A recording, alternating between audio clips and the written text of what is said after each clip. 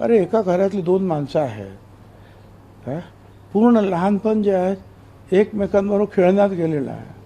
बाळासाहेब ठाकरे तुम्हाला असं सांगितलं तर फार विचित्र वाटेल, पण बाळासाहेब ठाकरे आणि माँसाहेब हे दोघं सुद्धा सगळ्यात जास्त प्रेम राजावर करत होते. राजा राजा राजा शाळेतून आला की नाही तो येईपर्यंत जेवत नव्हते. राजा म्हणजे राज ठाकरे.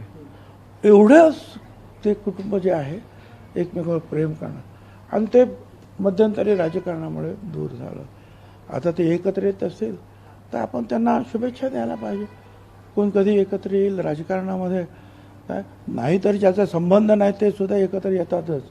इथे तर त्यांचं रक्ताचं नातं आहे, ते आलं तर आपल्याला वाईट वाटण्याचं काही कारण नाही. पवार घराण्याची देखील चर्चा सुरू ते झाले, ते पण एकत्र आले तरी आम्हाला आनंद आहे. साहेब, कुठलाही कुटुंब जर आहे फुटलं असेल ते एकत्र येत असतील कौटुंबिकदृष्ट्या आणि मग राजकीयदृष्ट्या सुद्धा त्यांनी जर एक मत त्यांचं झालं असेल तर उत्तम.